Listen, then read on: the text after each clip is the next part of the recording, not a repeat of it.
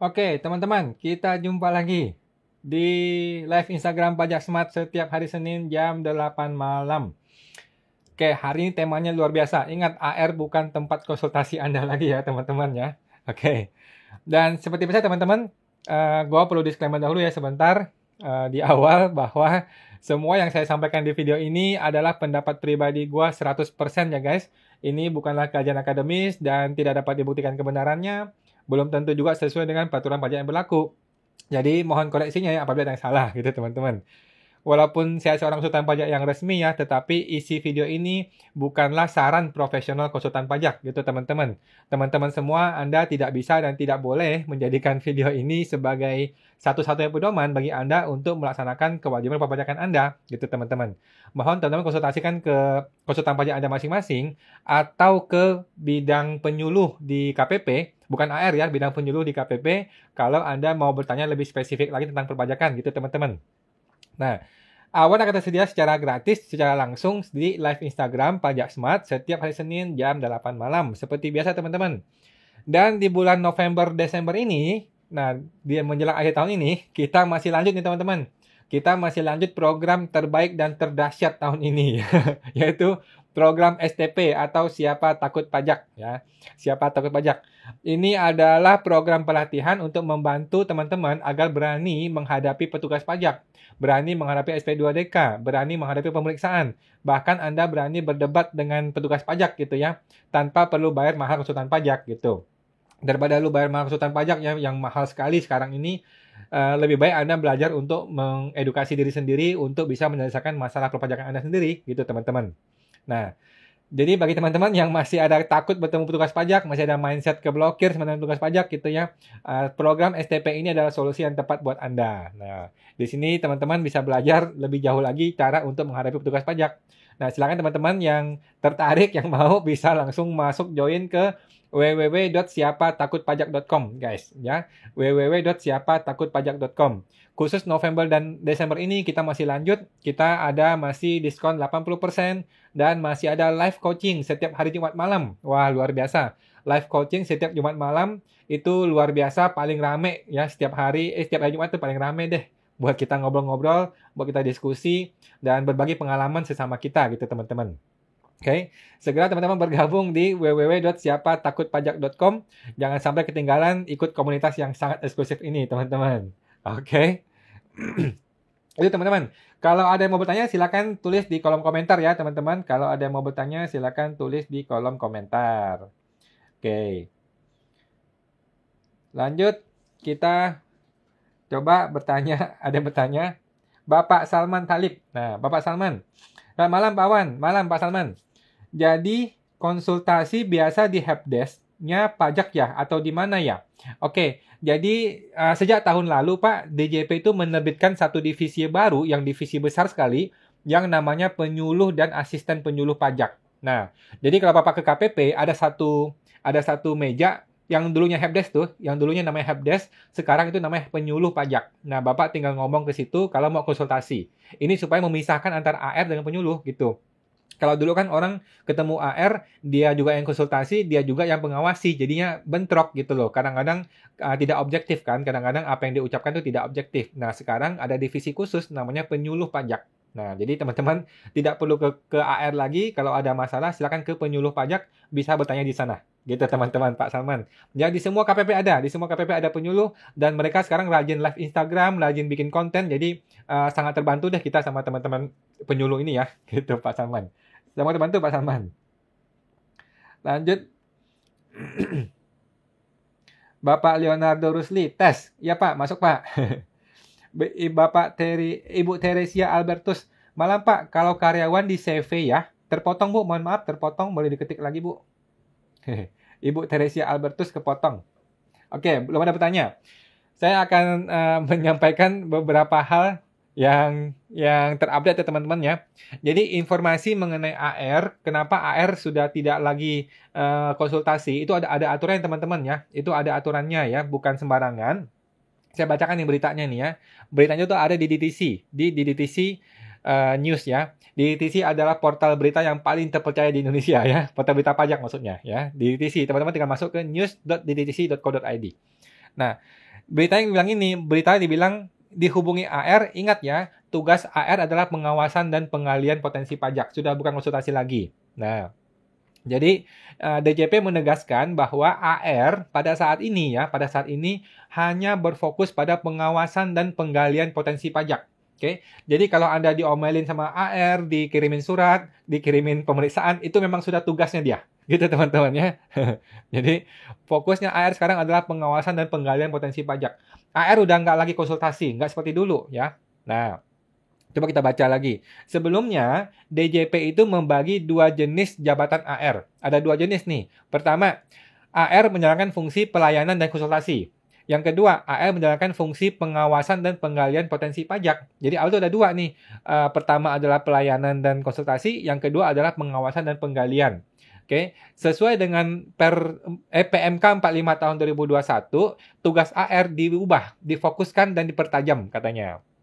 Nah, DJP ngomong gini nih.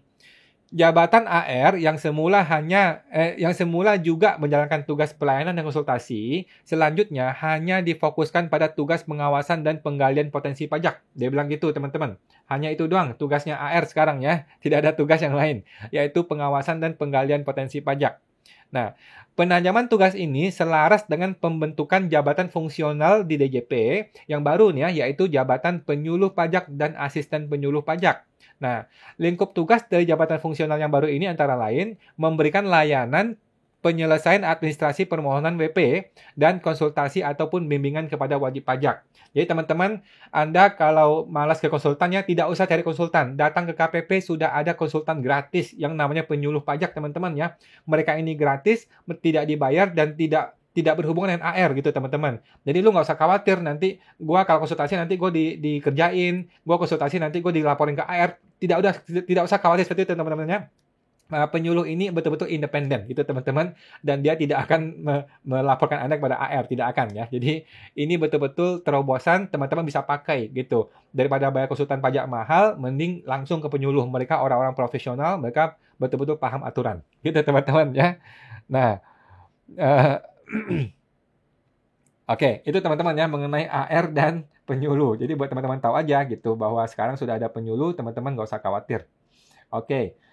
Lanjut, ada pertanyaan dari Bapak Salman. Bapak Salman bilang, saya barusan dapat surat cinta, himbauan lapor SPT 2021. Sedangkan saya baru aktifkan statusnya dari NE menjadi aktif per Juni 2022. Gimana ya Pak Awan? Oke, tidak perlu Pak, Bapak tidak usah lapor SPT 2021. Bapak tinggal bilang ke AR, Pak, saya itu 2021 masih NE Pak. Jadi nggak usah dilaporkan Pak ya, gitu. Jadi Bapak kasih aja surat aktivasi NE-nya, Bapak kasih tahu dia, saya baru aktivasi di Juni 2022, Pak. Berarti sebelumnya saya tidak punya kewajiban lapor ya, Pak. Gitu. Tinggal konfirmasi aja, Pak. Nggak ada masalah sih. Gitu. Semoga terbantu, Pak Salman. Bapak Marunaga. Malam kok. Malam Pak Marunaga. Direktur di CV untuk pelaporan SPT tahunan apakah harus 1770? Thanks. Direktur CV ya. Direktur CV sebenarnya iya. Pakai 770 yang polos. Gitu sih Pak. Kalau saya sih pokoknya yang bukan karyawan murni itu pakai 770 yang polos. Biar gampang dan lengkap gitu Pak. Kalau S sama SS itu kurang lengkap ya. Kecuali dia betul-betul pegawai karyawan murni gitu. Kalau CV itu kan kalau dia pemilik CV berarti kan dia sudah bukan karyawan gitu. Dia pengusaha gitu. Maka sebaiknya pakai 770 yang polos gitu Pak Marunaga. Kalau yang S sama SS itu murni seorang karyawan gitu Pak. Semoga terbantu Pak Marunaga. Oke, Ibu Lydia Setiawan. 1. Apakah rekening bank dan hutang bank dan aset rumah atas nama istri yang sudah lapor di SPT suami dipindahkan ke SPT istri? Oh, tidak wajib Bu, tidak wajib Bu Lydia. Jadi kalau suami istri masing-masing punya NPWP, harta suami boleh di SPT suami, boleh juga di SPT istri.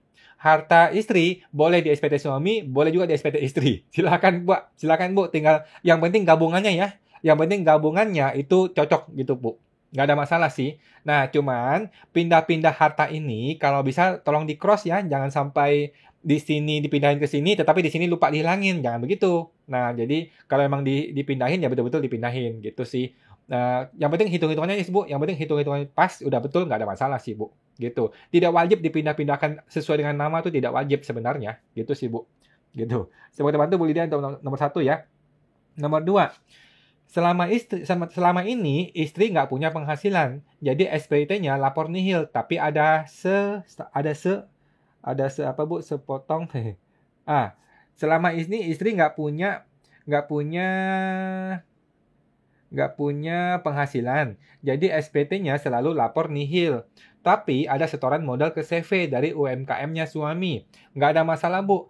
Kalau saya nih Bu ya, kalau saya SPT istri tetap 0 saja.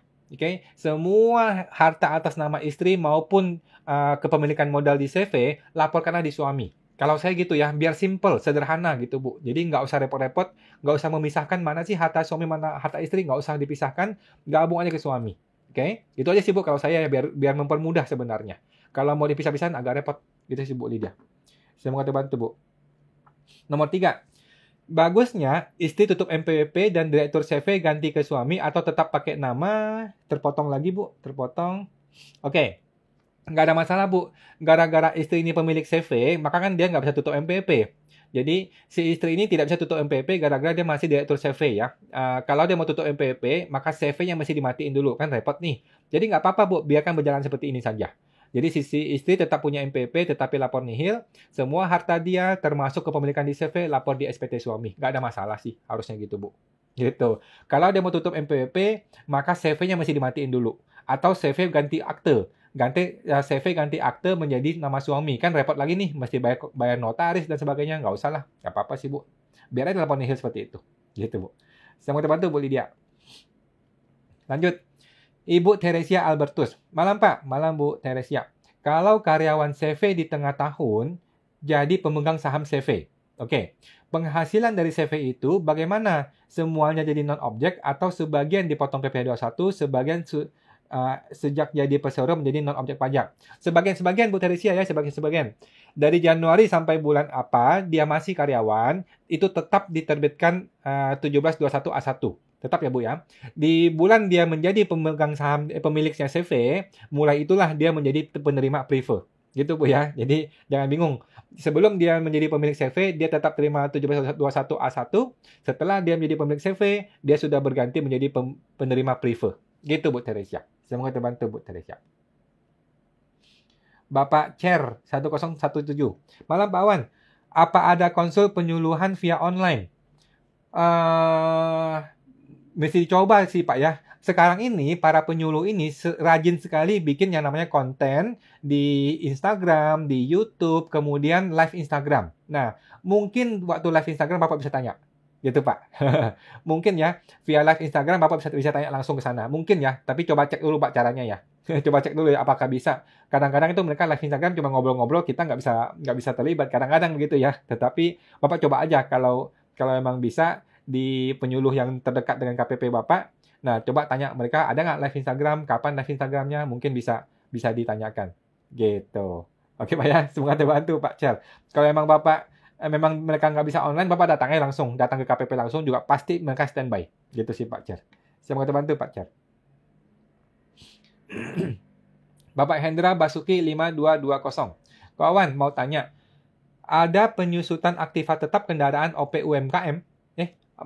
Kawan mau tanya, ada penyusutan aktiva tetap kendaraan OP UMKM kalau kendaraan dijual nilai bukunya? Oke. Pak, kalau orang pribadi tidak pembukuan, maka tidak usah penyusutan. Gitu Pak ya. Yang penyusutan itu adalah orang pribadi yang pembukuan. Gitu Pak.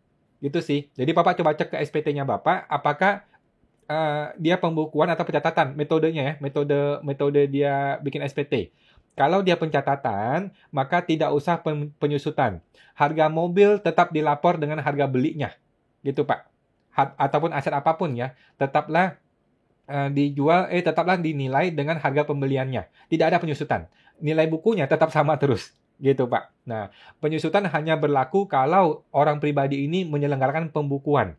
Jadi dia beli aktiva, mobil atau properti, ada nilai penyusutannya tiap bulan. Nanti ketika dia jual, dia cek nilai bukunya berapa.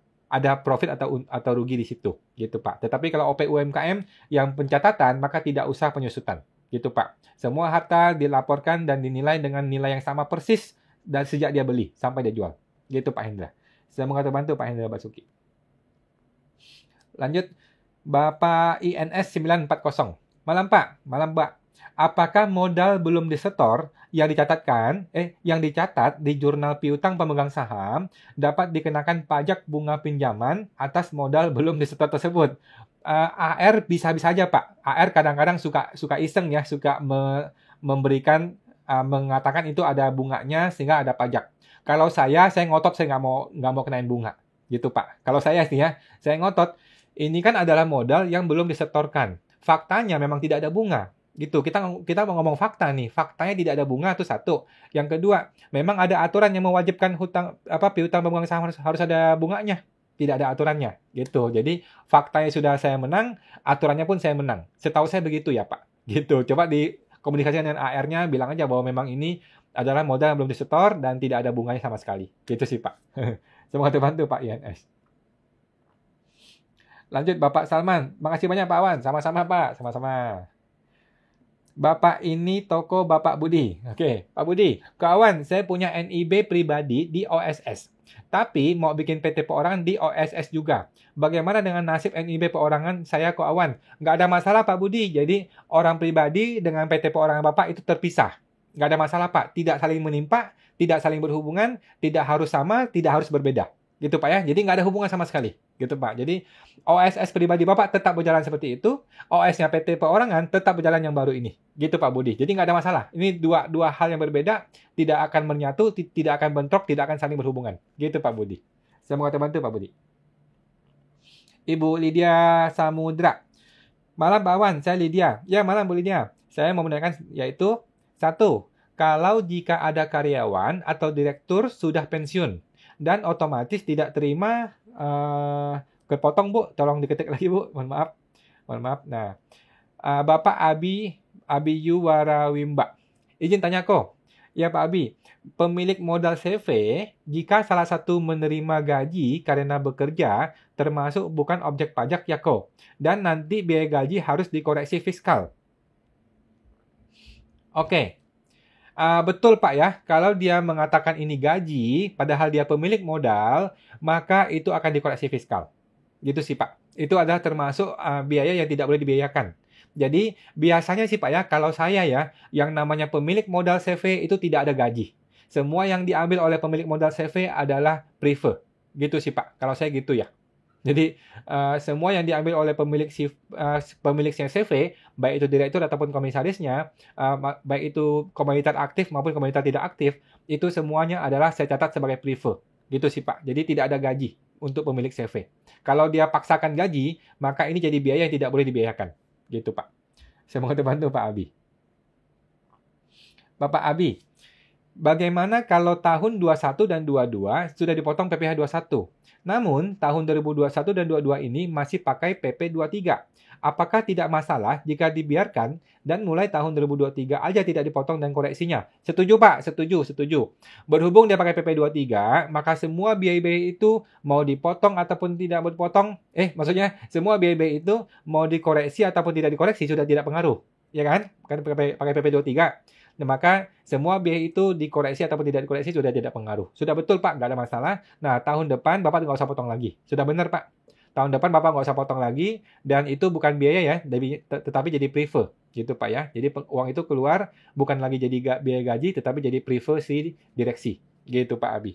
Sudah betul Pak. Semoga terbantu Pak Abi. Bapak Yudhistra 301. Saya sudah pernah berkomunikasi dengan penyuluh pajak. Mereka baik dan ramah, serta ilmu pajaknya sudah bagus juga. Betul, Pak. Tapi saya kalau mau jujur, terkait usaha saya masih agak ragu juga. Pilihan yang sulit sama konsultan pajak bayar. Tapi sama petugas penyuluh pajak gratis, tis. Betul, Pak. Jadi, banyak orang masih punya persepsi. Kalau konsultan pajak lebih bagus, padahal tidak. Gitu Pak ya. Banyak orang punya persepsi, kalau yang gratis berarti jelek. Padahal tidak Pak. Tidak ya, tidak ya. Negara sudah bayar mahal para penyuluh ini untuk bantuin kita. Untuk bantuin Anda semua. Itu nggak usah khawatir teman-teman.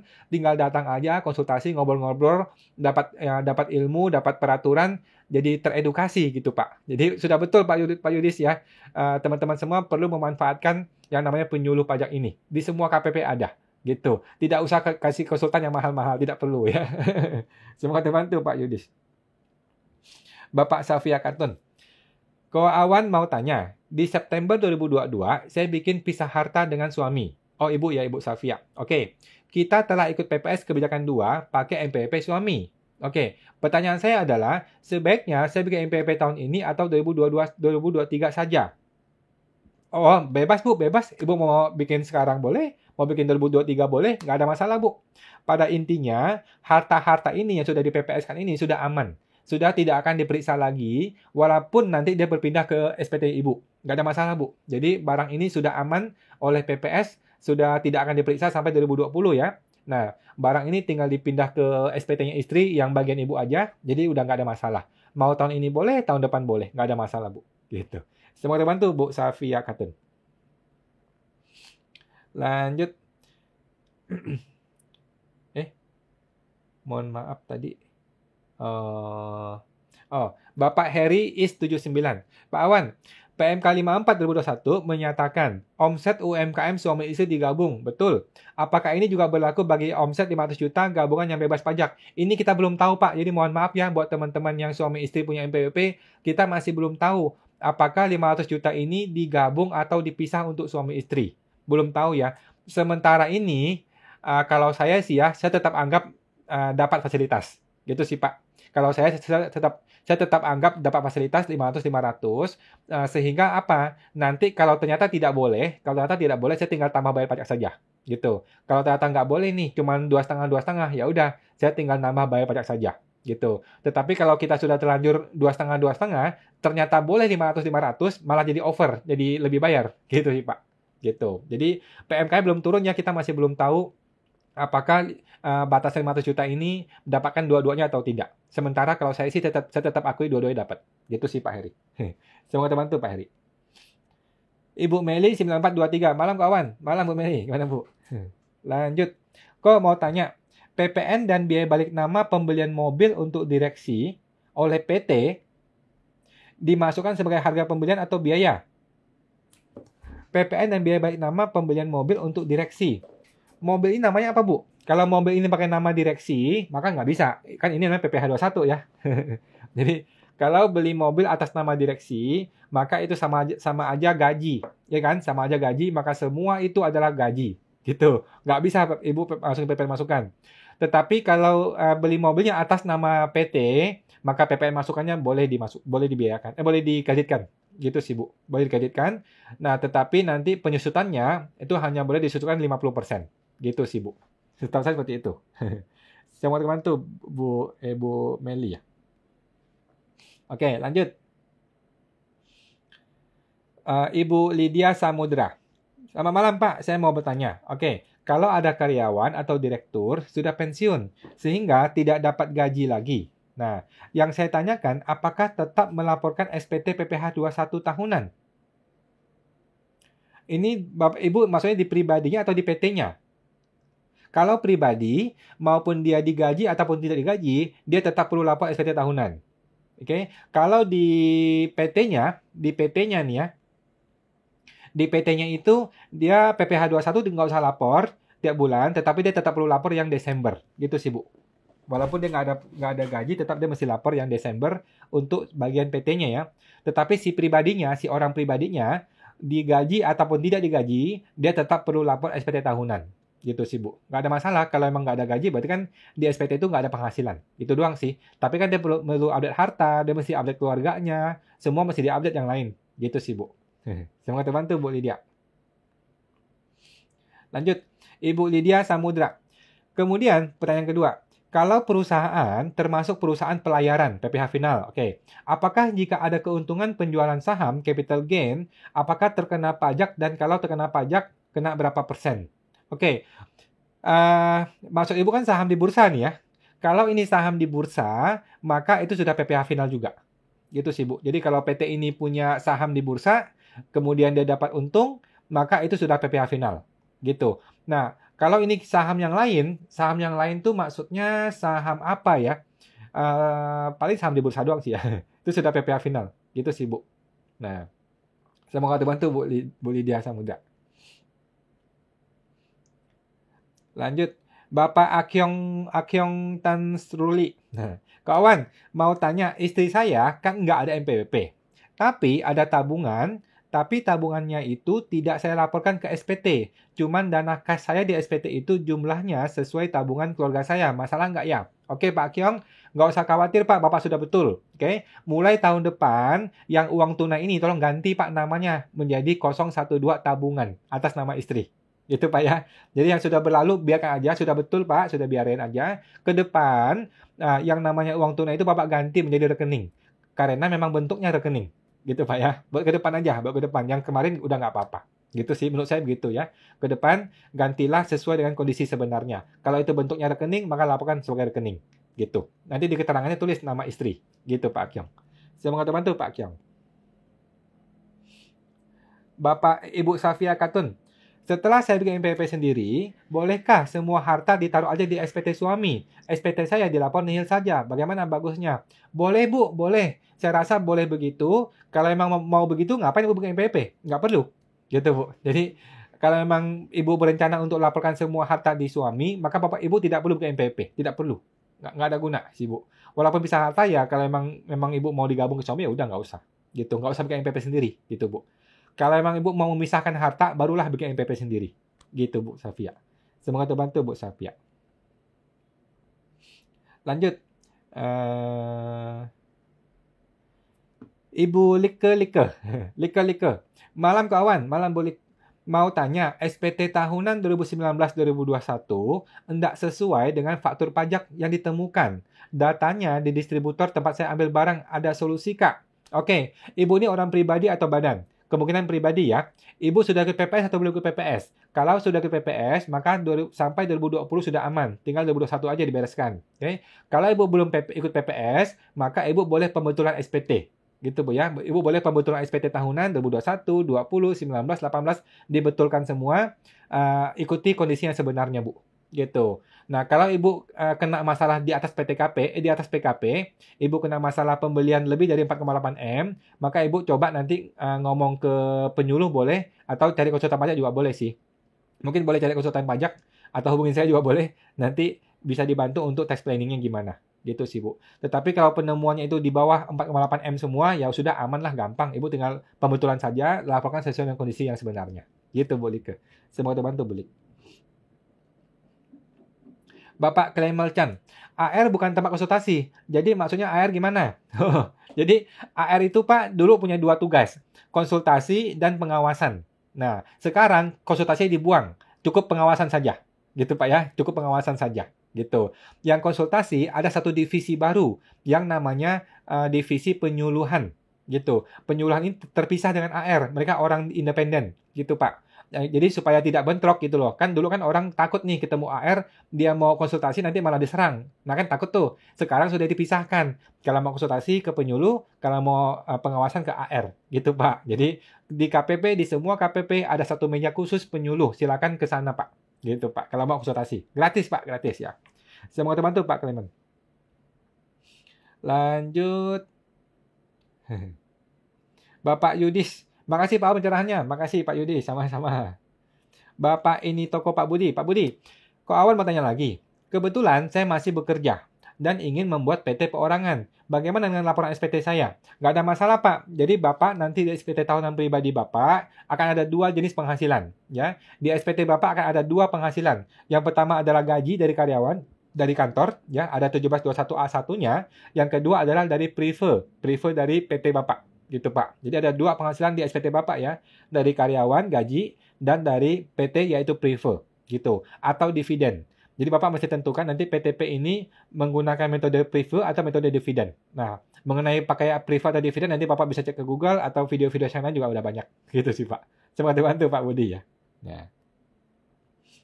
Bapak Adi Satya Gunadi.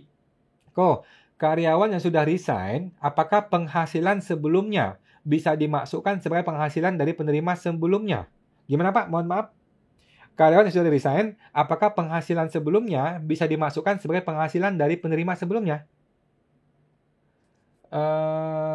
Saya nggak gitu nangkap maksudnya Pak, tetapi saya rasa nggak bisa ya. Jadi karyawan si A ya si A doang, karyawan si B ya si B doang gitu. Walaupun mereka masuk di bulan yang berbeda, A ya A, B ya A gitu, B ya B gitu. Dibedakan ya ya Pak, nggak bisa digabung gitu Pak. Setahu saya seperti itu ya Pak. Mungkin boleh diperjelas lagi kira-kira karyawannya seperti apa. Saya mau bantu Pak Adi. Lanjut, Bapak Andrew Darmala. Malam Pak Wan, malam Pak Andrew. Jika seseorang ayah ingin membuat hibah kepada anak kandung, apakah hibah tersebut perlu dibuat ke notaris? Jawabannya tidak wajib, Pak ya. Untuk hibah sejumlah uang, misalnya 200 juta dari harta ayah tersebut. Oke, jadi surat hibah itu tidak wajib notaris ya teman-teman. Boleh surat biasa saja, boleh surat yang dinotariskan. Tidak ada masalah. Gitu sih, Pak. Jadi surat biasa bukan berarti lebih lemah dari notaris, tidak, tidak. Gitu ya, sama aja. Tidak wajib notaris. Kalau Bapak mau notaris boleh, kalau mau surat biasa boleh. Yang penting tanda tangan kedua belah pihak. Gitu sih Pak Andrew. Saya mau bantu Pak Andrew.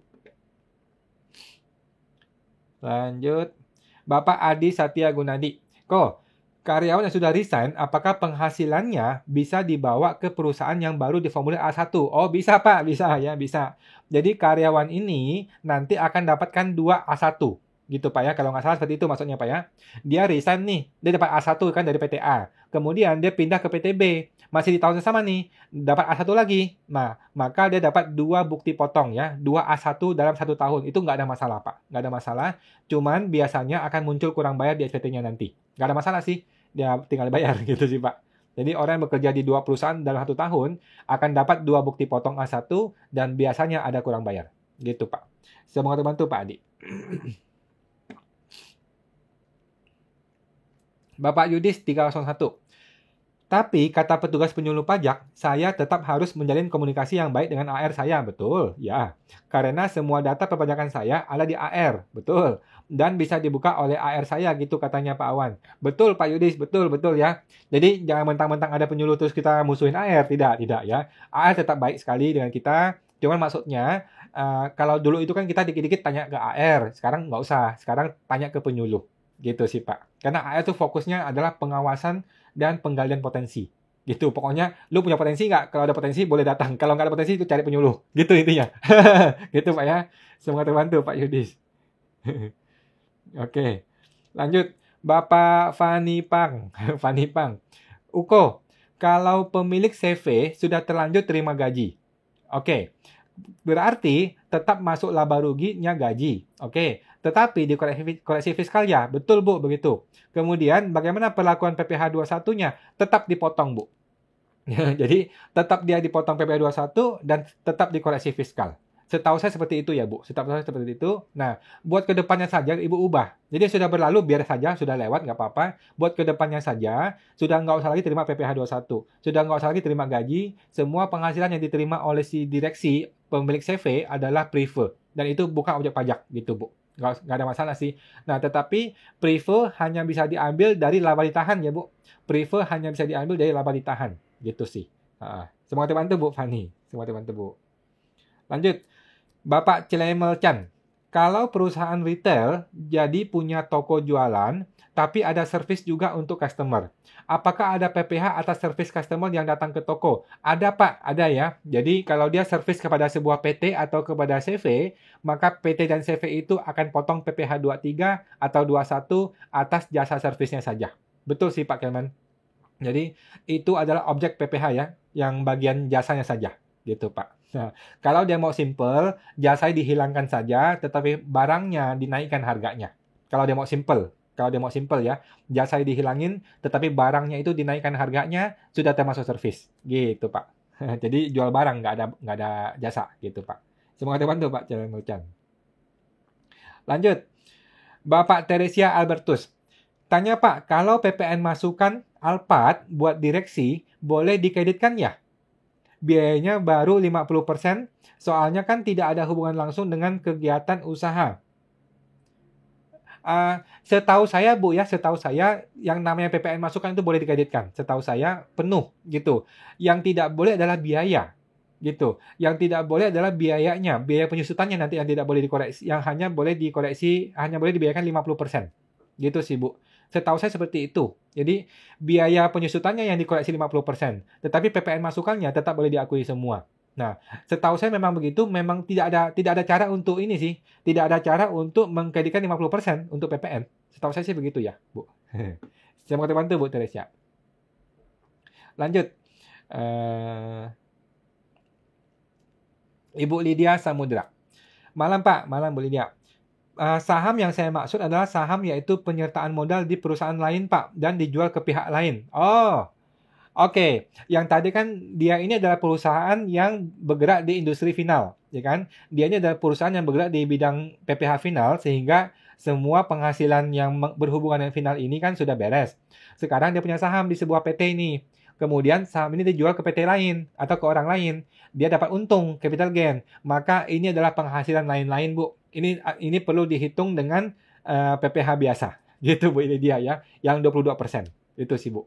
Jadi sudah clear ya. Kalau sebuah perusahaan yang bergerak di industri final punya penghasilan lain yang di luar dari industri finalnya, maka itu adalah penghasilan lain-lain yang kena PPH final 22%.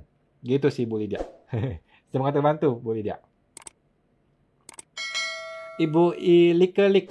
Kok Awan, pembetulan SPT jadinya harus bayar lagi kekurangan yang tidak sesuai ya? Betul Bu Lik, betul ya. Jadi gara-gara Ibu ditemukan ada masalah, tadi ada pembelian atau apa gitu kan, sehingga terpaksa Ibu pembetulan SPT menambahkan omset kan gitu. Gara-gara pembelian ditemukan lebih, maka omset pun ditemukan mesti dilaporkan lebih. Oke, gara-gara omsetnya lebih, maka pajaknya pun lebih. Kan gitu. Berarti kan ada pajak yang belum dibayar, yang nanti dibayar di pembetulan. Nah, gara-gara itulah Ibu pembetulan, kemudian Ibu bayar pajaknya, dan akan ada denda. Gitu sih, Bu Lik. Sederhana itu sih, nggak ada masalah sih. Semoga terbantu, Bu Lik. Lanjut. Ibu Selvi Himawari. Bu Selvi, malam Bu Selvi. Mau tanya. Terkait saham pendiri itu, perlakuannya seperti apa ya? Yang memungut dan nyetir siapa ya kok? Saham pendiri? Bagaimana ini Bu? Mohon maaf lebih diperjelas Bu Selvi mengenai saham pendiri itu bagaimana maksudnya? Pertanyaannya apa? Semoga terbantu. Boleh diketik lagi Bu Selvi. Pertanyaan bagaimana Bu? Lanjut. Bapak MMS Balikpapan. Malam kawan, malam Pak. Izin tanya, kalau barang dagangnya yang masih invoice, apa perlu dilaporkan harta dan hutang? Barang dagang masih invoice, apa perlu dilaporkan harta dan hutang? Oke. Boleh sih Bu, boleh. Maksud Ibu kan mau laporkan persediaan sekaligus lapor hutang gitu kan? Boleh kalau mau begitu. Tetapi kalau saya sih biasanya enggak. Karena saya malas ini. Kalau hutang itu kan kita mesti jelaskan siapa orang-orangnya. Nanti malah repot Bu. Gitu. Jadi kalau saya sih untuk barang-barang yang masih invoice belum terbayar, saya tidak laporkan sebagai harta. Kalau saya sih gitu ya. Ini orang pribadi ini ya. Kalau orang pribadi begitu. Tetapi kalau badan beda ya. Kalau badan, maka dia harus laporkan sesuai dengan prinsip accrual di akunting. Gitu sih, Bu. Tapi kalau orang pribadi, nggak usah. Saya langsung net off. Langsung saya net aja. Yang betul-betul nilai persediaan barang milik dia aja yang saya laporkan. Gitu, Bu MMS. Pak MMS. Semoga terbantu, Pak. Lanjut. Ibu Santi Liu. Malam Pak Wan, malam Bu Santi. Terkait pemberian cuma-cuma untuk keperluan konsumtif, itu juga merupakan objek PPH? Jawabannya iya Bu, itu objek PPN dan objek PPH ya. Jadi, kalau sebuah PT memberikan cuma-cuma sesuatu barang kepada orang, maka itu terhutang PPN dan terhutang PPH. Itu sih Bu. Nah, kalau terhutang PPH berarti PPH 21 atau 23 gitu ya. Kalau PPN kan berarti itu kalau itu memang itu objek PPN ya. Kalau memang dia itu PKP, maka pemberian barang kepada orang lain cuma-cuma itu terhutang PPN. Senilai harga modalnya. Gitu Bu Santi. Semoga terbantu Bu Santi. Nah Bu Santi, masalahnya owner tidak mau bayar PPH-nya. Solusi baiknya gimana ya Pak? Terima kasih. Jadi gini, kita kan nggak bisa ngomong mau nggak mau ya. Kita mesti ikutin aturan. Kita ngomong tolong edukasi ke bosnya, ke ownernya. Ikutin aturan Pak. Ini kan Bapak kasih cuma-cuma sesuai dengan peraturan. Ini namanya hadiah. Di pajak yang namanya hadiah itu kena pajak. Gitu loh Pak. Kalau memang tidak kena pajak, ya udah semua jualan barang kita nggak usah kita kasih harga aja, gitu kan? Jadi gratis, nggak usah bayar pajak kan nggak begitu, gitu. Jadi tolong pelan-pelan diedukasi ownernya yang namanya kasih cuma-cuma itu adalah terhutang PPN dan PPh, gitu sih Pak. Kalau emang itu bebas pajak, ya udah semua orang kasih barang aja kan nggak mungkin, gitu. Semoga bantu Bu Santi. Lanjut, eh, Bapak Ibu Fani Pang. Oh, kalau CV di luar pulau kredit L300 box kan tidak bisa. Maka pakai nama orang lain di Jawa. Wah, oke. Bagaimana pengakuannya? Apakah boleh tetap masuk CV sebagai aktiva? Oke. Jawaban saya boleh. Jawaban saya boleh, Bu. Tetapi Ibu perlu bikin sebuah surat perjanjian dengan orang itu yang kita pinjam namanya. Bikinlah surat perjanjian bahwa kita pakai nama dia untuk beli mobil hanya sehubungan dengan kita tidak bisa menggunakan nama kita untuk beli mobil itu. Gitu. Dan semua mobil itu adalah miliknya CV. Semua dari awal sampai akhir termasuk termasuk semua biaya-biayanya adalah miliknya CV. Gitu sih, Bu. Tetapi PPN masukannya nggak bisa ya, karena PPN masukannya kan atas nama orang pribadi itu. Gitu sih, Bu. Nggak masalah sih, tinggal bikin surat perjanjian aja bahwa ini pinjam pakai nama, tetapi mobil itu adalah miliknya si CV. Gitu sih, Bu. Semoga terbantu, Bu Fani. Lanjut, Bapak Yesef. Nah, Pak Wan, ya Pak, saya terima barang dari Amerika. Lalu, uang hasil penjualan dibelikan tanah dan rumah Indonesia. Gimana Pak cara bayar pajak bulanannya? Aset tanah dan rumah sudah saya ikutkan PPS kemarin. Oke. Pak, kalau Bapak sudah ikut PPS maka sudah selesai Pak, sudah aman ya. Jadi tanah dan rumah ini Bapak sudah laporkan di PPS, maka semua penghasilan, penjualan dan sebagainya yang sehubungan dengan terciptanya tanah dan properti ini sudah selesai. Sudah diampuni semuanya Pak. Bapak tinggal move on ke tahun berikutnya, laporkan penghasilan di tahun berikutnya. Gitu sih Pak. Gak ada masalah ya Pak Yosef. Terima kasih sudah ikut PPS gitu sih Pak. Sudah ikut PPS, sudah bayar kemarin kan. Maka semua harta sehubungan dengan PPS ini dan sebab-sebabnya itu sudah beres semua. Sudah diampuni semua. Gitu sih Pak Yosef. Semoga terbantu Pak Yosef. Lanjut. Ibu Fani. Kalau kredit L300 box untuk CV luar pulau dan pakai nama orang di Pulau Jawa, apa tetap boleh mengakui sebagai aset? Jawaban saya bisa ya, dengan surat perjanjian kepada orang itu. Dibikin surat perjanjian bahwa ini miliknya CV. Oke? Dan harus bagaimana jika tidak boleh diakui? Boleh Bu, boleh ya. Karena faktanya itu barang milik CV. Boleh Bu, nanti Ibu berdebat sama AR. Kalau saya sih, saya siap berdebat sama AR-nya ya. Karena jelas-jelas itu pakai uang pribadi saya. Uang pribadinya CV, maksudnya pakai uangnya CV untuk beli mobil, dan orang pribadi itu pun tidak mengakui itu sebagai mobilnya dia, gitu. Cuma numpang nama. Ada surat perjanjiannya, nggak ada masalah Bu. Bikin aja surat resminya, gitu Bu Fani. Semoga terbantu Pak, Ibu. Lanjut, Ibu Like. Kawan, maksudnya apa ya? Omset di bawah 4,8 M dan di atas 4,8 M. Jadi gini, kan Ibu kena temuan nih, Ibu kena temuan pembelian atau apapun gitu ya. Kalau temuan ini lebih dari 4,8 M, maka ada unsur PPN.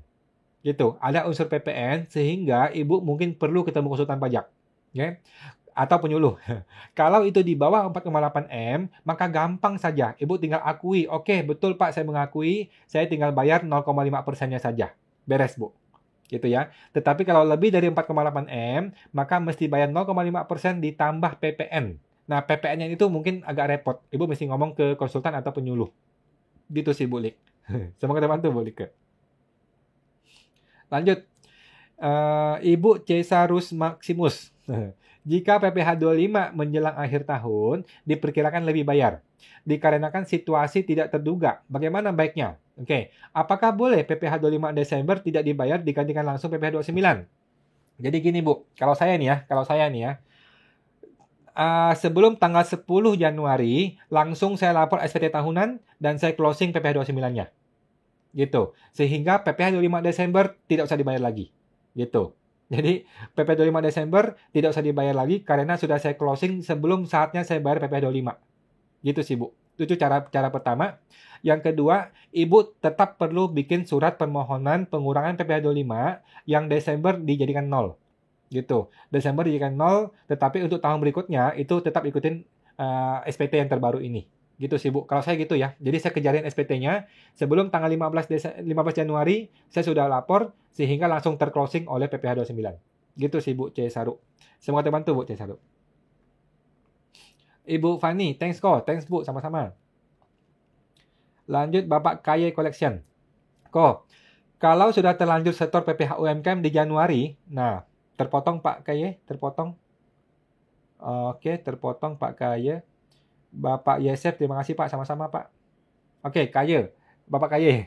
Kok, kalau sudah terlanjur setor PPh final UMKM di Januari, tetapi bulan Februari sampai November tidak ada omset. Jadi, lapor SPT-nya gimana? Omset Januari belum mencapai 4,8 M. Oke, jadi caranya adalah Bapak langsung mengakui di Januari punya omset 500 juta. Gitu Pak. Contoh nih, Bapak bayar mungkin Januari bayar 1 juta gitu ya. Kalau Januari Bapak bayar 1 juta, berarti kan Bapak mengakui omset 200 juta. Ya kan? Maka di Januari Bapak mengakui omset 200 plus 500. Gitu Pak. Di Januari Bapak sudah mengakui ada 700 omset. 700 juta omsetnya, Bapak bayar 1 juta. Gitu sih Pak ya. Mudah-mudahan paham Pak ya. Jadi di Januari pun Bapak sudah mengakui punya omset 500 juta plus yang Bapak bayarkan itu. Gitu. Ntar Februari sampai November 0, nggak ada masalah. Nggak apa-apa. Gitu sih Bu. Saya mau bantu Pak KY. Bapak Bits SBY. Jadi konsultasi hanya bisa ke helpdesk ya Pak. Terus AR kerjanya apa? AR kerjanya adalah mengejar kita-kita semua. Ya. Memang tugasnya gitu. Kalau nggak ada gitu nanti gimana penerimaan negara? Gitu Pak ya. Jadi tugasnya AR adalah pengawasan dan penggalian potensi. Ya, tugasnya AR adalah untuk mengawasi kita dan menggali potensi kita. Kalau kita punya potensi, silakan datang ke AR. Kalau tidak ada potensi, datang ke penyuluh. Gitu Pak. Gitu Pak ya, bercanda Pak ya, bercanda ya. Jadi intinya ya, AR tugasnya adalah untuk mengejar penerimaan negara. Kalau mau konsultasi, silakan ke penyuluh. Gitu Pak. Supaya AR tuh nggak pusing. Supaya AR itu fokus mau kejar penerimaan. Supaya AR tuh tidak tidak dipusingkan dengan konsultasi A, konsultasi B, minta ini, minta itu, nggak usah pusing. Fokusnya adalah pengawasan dan penerimaan negara. Gitu sih Pak Bits. Saya mau bantu Pak. Ibu Lina Chat. Malam Bu Lina. Mau tanya, kalau PT tahun 2021 mendapat suket PP 23 sampai Desember 2023. Jika tahun 2024 omset masih di bawah 4,8, bagaimana cara pembayaran PPh bulanannya kok?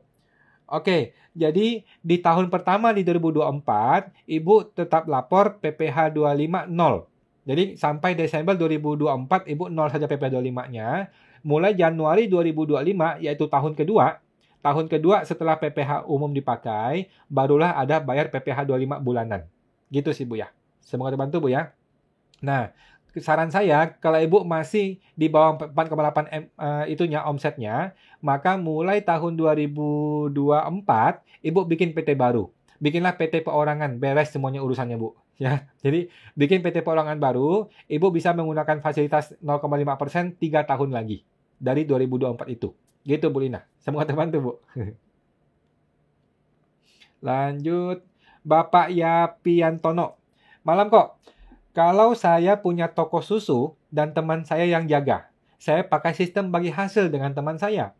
Apa bagi hasil tersebut bisa saya biarkan untuk mengurangi pajak? Bapak ini orang pribadi atau badan? Kalau Bapak orang pribadi, maka tidak bisa untuk mengurangi pajak. Udah nggak usah pusingin mengenai itu. Bapak cukup bayar 0,5% kalikan omset. Sesimpel itu Bu. Pak. Sesimpel itu ya. Kalau orang pribadi 0,5% kalikan omset, tidak peduli dengan biaya, tidak peduli dengan untung dan rugi, tidak peduli dengan pengurangan pajak dan sebagainya. Nggak bisa dikurangin, nggak bisa. Nah, kalau Bapak badan berbeda. Kalau Bapak ini CV atau PT, maka biaya kepada si teman Bapak ini boleh dikurangkan sebagai biaya gaji. Gitu sih Pak ya. Jadi gaji karyawan deh jadinya. Gitu Pak. Gitu. Semoga bantu Pak Yapi. Lanjut. Ibu Fani Pang. Kalau sewa tanah 20 tahun, kemudian di atas tanah tersebut CV yang bangun. Bagaimana pengakuannya? Pengakuannya adalah CV yang mengakui bangunan ini, Bu. Ya. Apakah sewa dibayar di muka untuk sewa tanah, kemudian dibebankan biaya sewa tiap bulan, kemudian atas gedung disusutkan seperti kemudian bagaimana dalam pengakuannya di laporan perpajakannya kok? Oke, jadi gini Bu. Yang namanya sewa tetap sewa dong seperti biasa, ya kan? Yang namanya sewa 20 tahun tetap sewa seperti biasa, sewa dibayar di muka, nanti tiap tahun di adjust gitu kan. Nah, bangunannya dibangun di atas tanah itu adalah bangunan milik CV. Dilaporkan di CV sebagai bangunan dan akan disusutkan setiap tahun selama 20 tahun ke depan seperti biasa. Gitu sih, Bu. Jadi nggak ada bedanya ya dengan akunting pada umumnya. Gitu. Bangunan itu adalah miliknya CV, walaupun itu berdiri di tanahnya orang lain. Bangunannya tetap adalah bangunannya CV, dilaporkan sebagai asetnya CV. Gitu, Bu. Semoga terbantu, Bu Fani. Lanjut, Ibu Cesarus Maximus. Apakah surat PPh 25 Desember 0 rupiah harus dibuat kalau lapor sebelum 15 Januari 23? Menurut saya sih, Bu, secara wajar sebagai warga negara yang baik, Ibu perlu bikin suratnya. Gitu sih, Bu. Sebagai WP yang baik, Ibu perlu bikin surat memberitahukan bahwa Desember saya mau nolkan loh. Desember saya mau nolkan gara-gara setelah saya hitung ulang, ini akan lebih bayar. Oke, setelah Ibu bikin surat itu, buru-buru langsung lapor SPT tahunan di sebelum 15 Januari. SPT tahunan ini, Ibu kan bisa pembetulan lagi nanti. Nggak ada masalah, boleh pembetulan. Tetapi Ibu bikin dulu di Januari. Supaya nggak usah bayar PP 25 yang Desember. Supaya terclosing oleh PPh 29. Oke. Tetapi Januarinya tetap bayar lagi PP 25 sesuai dengan hitungan yang terbaru. Gitu sih, Bu ya. Nah, tapi kalau Ibu nggak mau bikin surat, ya nggak masalah juga sebenarnya. Gitu. Karena kan otomatis ketika SPT sudah dilapor, maka otomatis terclosing PP 25-nya. Gitu, Bu Cesaru. Semoga dibantu, Bu. Bapak Fani Pang. Ibu Fani. Kemudian bagaimana dalam perlakuan ini laporan perpajakan? Oh iya, ya, tadi sudah Bu ya. Jadi intinya kalau CV bangun properti di tanah orang, maka properti ini tetap di milik kita. Tetap kita susutkan. Gitu sih, Bu. Semoga terbantu, Bu Fani.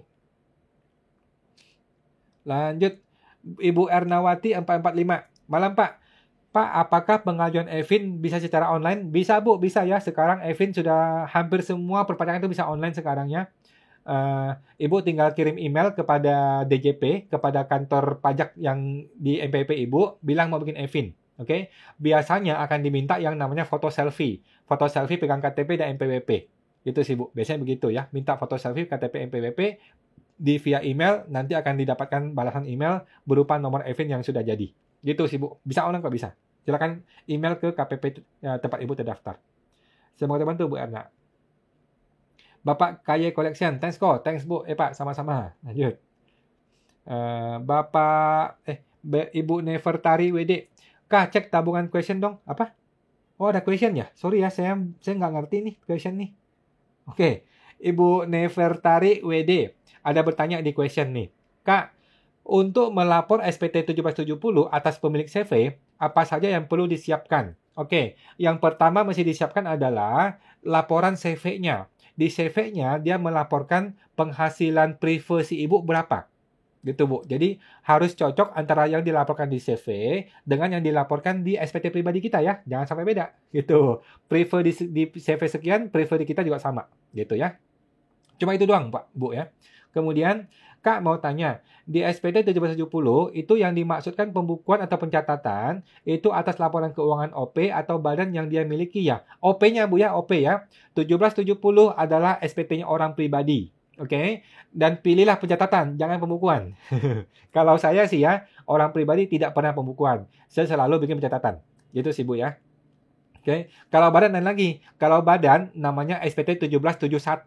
Kalau badan ya, 1771. Kalau 1770 adalah OP ya. Kalau OP itu biasanya pencatatan saja. Gitu sih Bu ya. Itu Bu, semoga terbantu Bu Nefertari ya. Boleh langsung diketik di komentar saja, komen saja. Saya belum pernah pakai question itu soalnya. Gitu Bu ya, semoga terbantu Bu Nefertari. Lanjut. Ibu Lik, thank you ya Ko Awan. Terima kasih Bu, sama-sama. Ibu Fanik Pang. Untuk penghasilan dari rebate, boleh tidak buat faktur pajak keluaran ya Ko? Langsung dipotong PPh 2315.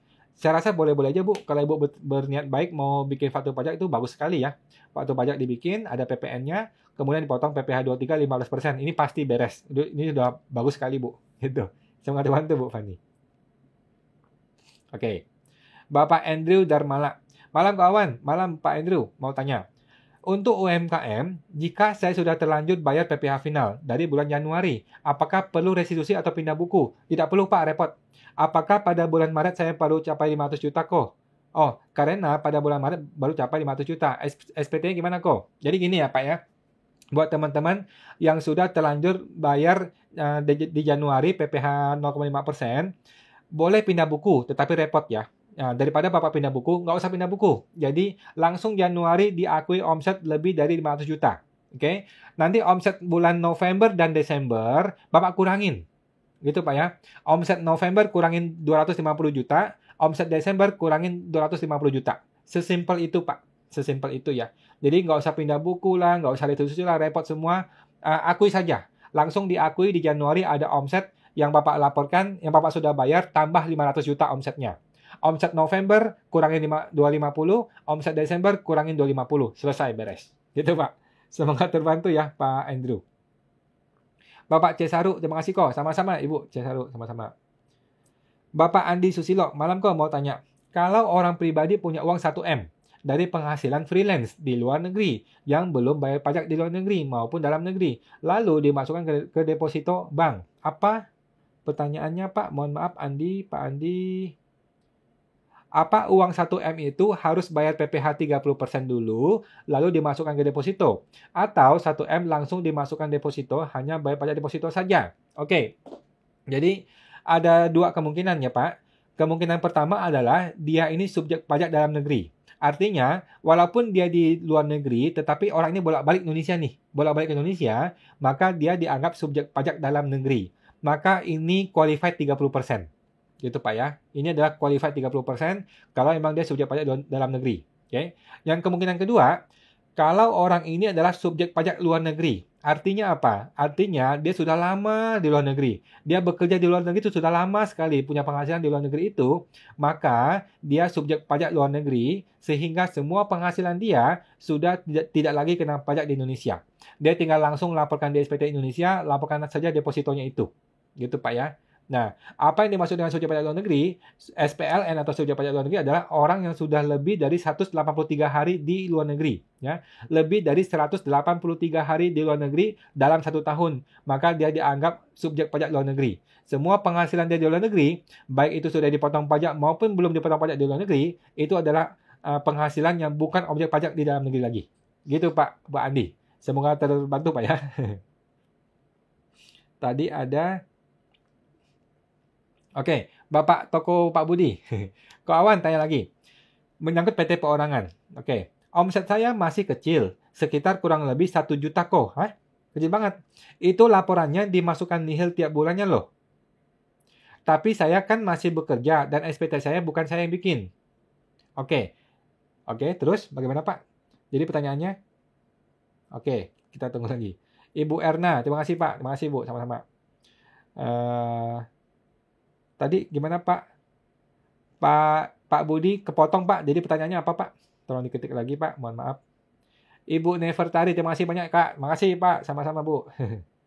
Lanjut. Ibu Lydia. Terima kasih ya Pak Awan atas jawabannya. Terima kasih Pak. Ibu sama-sama.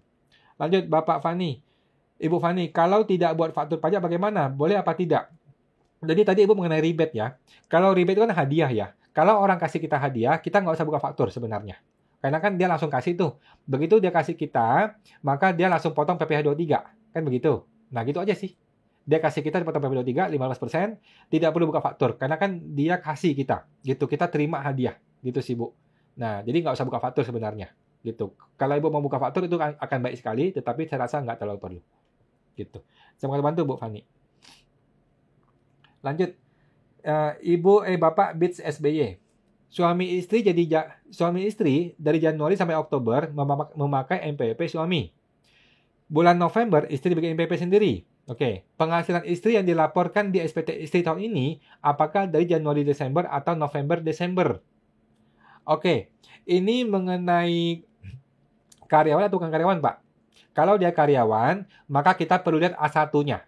A1-nya yang dari kantor itu, apakah A1 istri itu A1 Januari ke Desember atau dari November ke Desember. Ya, jadi cukup lihat A1-nya saja. Bagaimana yang tertulis di A1. Oke.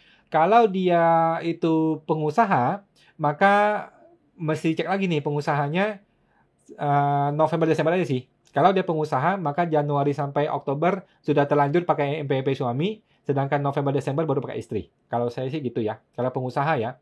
Tetapi kalau dia karyawan, kita mesti lihat A1-nya. A1-nya itu bagaimana isinya. Kalau A1-nya Januari ke Desember, ya udah pakai Januari Desember. Kalau A1 itu November ke Desember, berarti November Desember. Gitu sih, Bu. Pak. Semoga dibantu Pak Bits SBY. Lanjut. Bapak Andi Susilo, terima kasih kawan. Sama-sama Pak Andi, sama-sama. Lanjut. Bapak YH Satria, katanya kalau di luar negeri dipotong pajak, maka harus bayar pajak di dalam negeri pakai pasal 17 progresif. Yang mana yang benar ya? Oh, mungkin maksud Bapak itu kalau di luar negeri tidak dipotong pajak gitu ya. Jadi menurut AR, kalau di luar negeri tidak dipotong pajak, maka harus dipotong di dalam negeri. Itu pernyataan yang salah ya. Jadi gini, kalau orang itu SPLN, subjek pajak luar negeri, maka tidak peduli di sana itu dipotong ataupun tidak dipotong itu kita nggak peduli. Yang penting orang itu bisa membuktikan dia SPLN.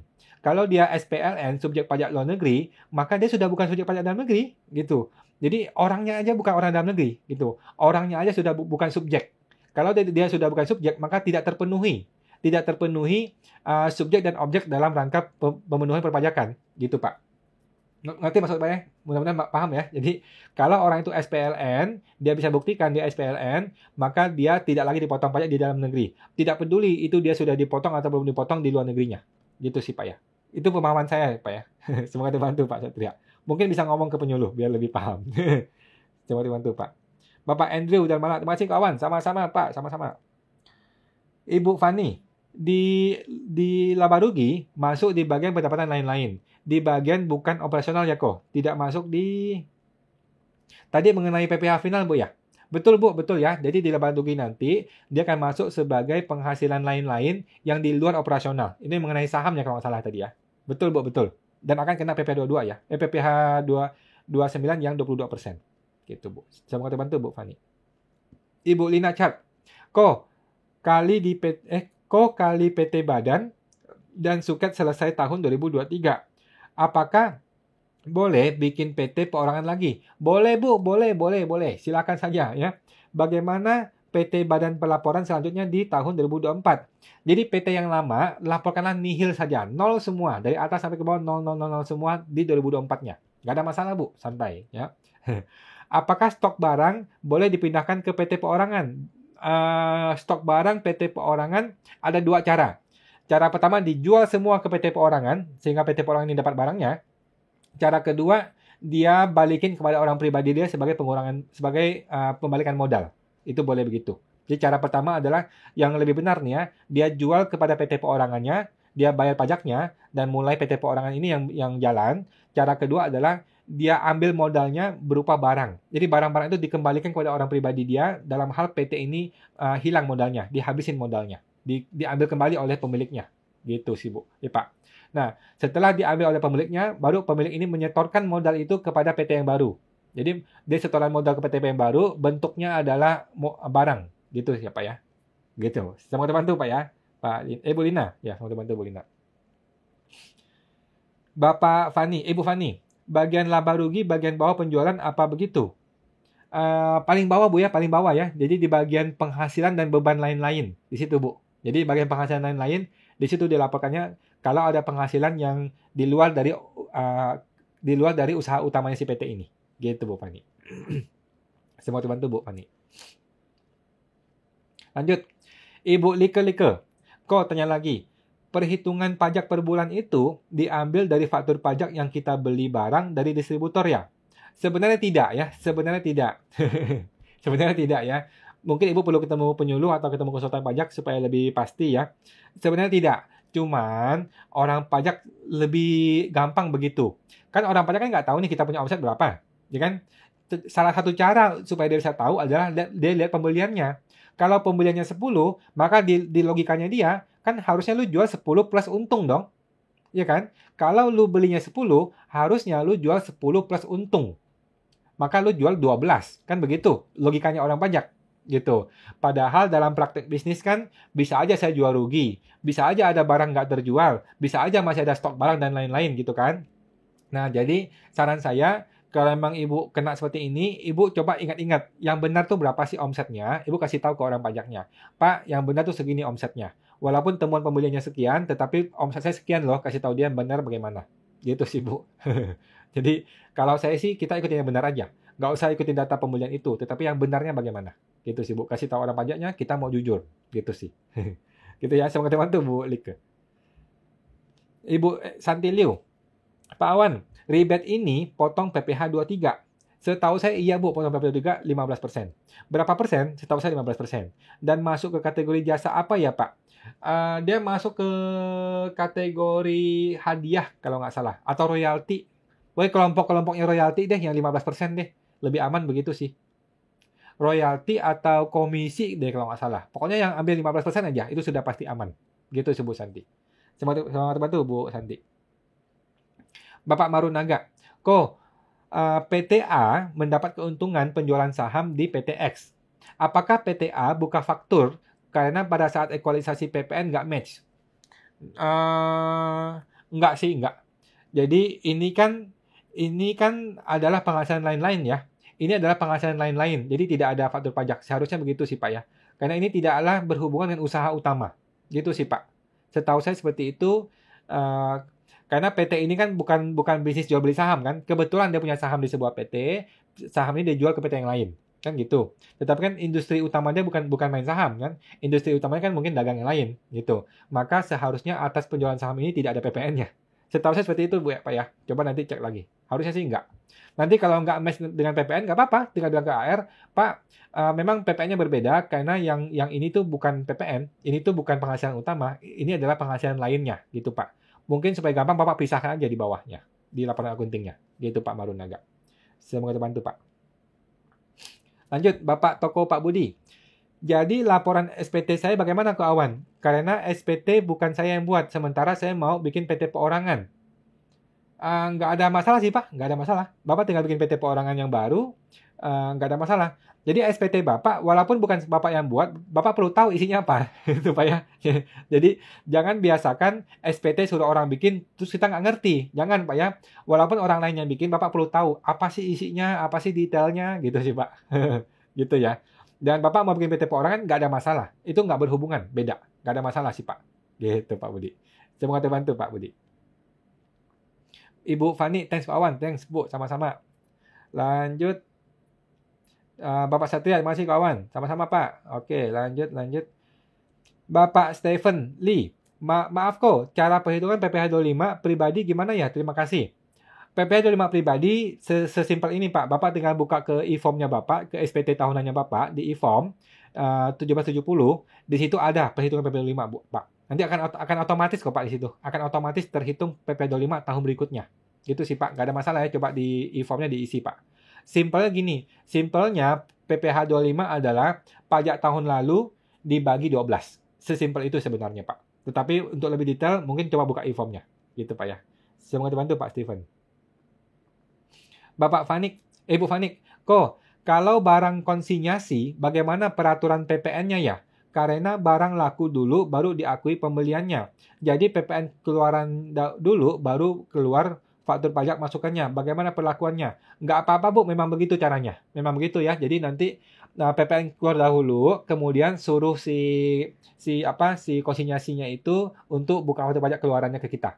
Memang gitu caranya Bu. Memang gitu sih, nggak apa-apa. Ini kan seperti Gramedia gitu-gitu kan, nggak ada masalah sih. Gitu. Memang ada sedikit perbedaan waktu ya nggak apa-apa. Gitu sih Bu. Semoga terbantu Bu Fanny. Bapak Meduza. Pak Awan, saya bekerja di luar negeri sejak 2017, tapi tidak dipotong pajak di luar negeri. Apakah saya dikenakan pajak dalam negeri di Indonesia? Makasih Pak Awan. Oke, jadi Bapak kan sudah pasti adalah SPLN ya, subjek pajak luar negeri. Oke, Bapak sudah lebih dari 183 hari di luar negeri, ya dong. Maka penghasilan Bapak di luar negeri itu tinggal dibawa pulang ke Indonesia, dilaporkan di Indonesia hartanya, dan Bapak tidak kena lagi pajak di Indonesia. Oke, Bapak perlu lapor di lampiran 3. Perlu lapor di lampiran 3 di bagian yang namanya bukan objek pajak. Oke, di bagian bukan objek pajak, Bapak pilih yang terakhir, yang bukan objek pajak lainnya. Nah, nanti kalau AR bertanya, ini apaan nih penghasilan yang bukan objek pajak lainnya? Bapak bilang, oh saya bekerja di luar negeri, saya adalah SPLN, subjek pajak luar negeri. Kenapa? Karena saya berada di luar negeri lebih dari 183 hari. Gitu, Pak. Oke, nanti AR bertanya, emang di sana dipotong pajak apa enggak? Ya Bapak bilang, di sana tidak dipotong pajak. Ya nggak apa-apa. Gitu. Kalau AR bilang, wah kalau luar negeri tidak dipotong pajak, maka di sini harus dipotong. Bapak tanya, aturannya mana Pak? Aturan apa yang ngomong begitu? Minta aturannya, minta undang-undangnya, minta PMK-nya. Setahu saya nggak ada PMK seperti itu. Gitu Pak. Semoga terbantu Pak Meduza. Bapak Steven, terima kasih kok, maaf kok, cuman saya baru PKP di tahun ini. Oke, tadi mengenai apa Pak Steven ya? Tadi mengenai apa Pak Steven? Lupa. Oh, PP25 ya, PP25 ya. Iya, PP25. Iya, betul sih Pak. Jadi PP25 cara ngitungnya adalah SPT tahun lalu penghasilannya, pajaknya dibagi 12. Gitu sih Pak. Sesimpel itu Pak Steven. Semoga terbantu Pak. Bapak Fani, Ibu Fani, kok kalau mau konsultasi dan bimbingannya dengan keuangan, bisa hubungi di mana ya? Oh, bisa ini Bu, bisa DM ke saya di message di chatting ke Instagram, atau Ibu bisa join ke komunitas kita, ke komunitas STP siapatakutpajak.com. Ya, kalau Ibu mau bisa ke www.siapatakutpajak.com. Nanti di situ ada komunitasnya, kita bisa ngobrol-ngobrol di situ. Dan setiap hari Jumat kita ada diskusi bareng, online langsung, gitu Bu. Semoga terbantu Bu Fani. Lanjut, Bapak Toko Pak Budi. Makasih kawan, sama-sama. Pak Bapak Steven, PPh 25 kok. Iya, PPh 25 itu simpelnya adalah PPh 29 tahun lalu dibagi 12. Itu sesimpel itu sih Pak. Nah, semoga terbantu Pak Steven. Bapak Mayar, Pak Awan, kalau reimbursement operational cost yang ditalangi karyawan objek pajak bukan? Reimbursement operational cost yang ditalangin karyawan. Oh, bukan Pak, bukan. Ini kan cuma numpang kan? Cuma numpang pakai uang karyawan, nanti kita reimburse ke karyawan kan? Ini bukan objek PPh bagi si karyawan itu ya. Bukan, ya bagi si karyawan itu bukan objek PPh, tetapi ini akan jadi objek kalau Bapak reimbursement-nya itu kepada jasa ya, kepada jasa baru jadi objek PPh. Gitu Pak Mai. Semoga terbantu Pak Mai. Oke, sudah habis teman-temannya, sudah lewat jam 9 juga. Terima kasih teman-teman yang sudah hadir semua ya. Terima kasih banget teman-teman sudah berpartisipasi. Kita akan ketemu lagi di live Instagram setiap hari Senin jam 8 malam di minggu berikutnya. Oke.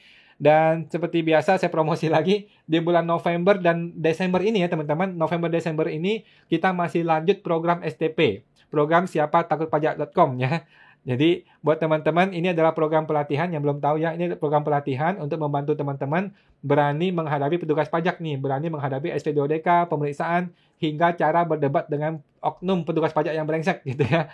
Tanpa perlu bayar mahal konsultan pajak gitu. Daripada Anda bayar mahal konsultan pajak itu puluhan juta begitu gara-gara ngurus satu kasus, mending Anda hadapi sendiri, Anda berani gitu. Malah terbantu, malah jadi punya pengalaman gitu. Jadi jika teman-teman masih takut ketemu petugas pajak, maka program ini solusi buat Anda ya. Silakan teman-teman masuk ke www.siapatakutpajak.com ya. www.siapatakutpajak.com. Di November Desember ini kita masih lanjut diskon 80% dan ada live coaching setiap hari Jumat malam gitu teman-teman ya. Segera bergabung di www.siapatakutpajak.com. Jangan sampai ketinggalan ikut komunitas kita. Oke. Terima kasih teman-teman ya. Terima kasih semua. Terima kasih. Sampai jumpa lagi di minggu depan hari Senin jam 8 malam. Sampai jumpa. Mari. Thank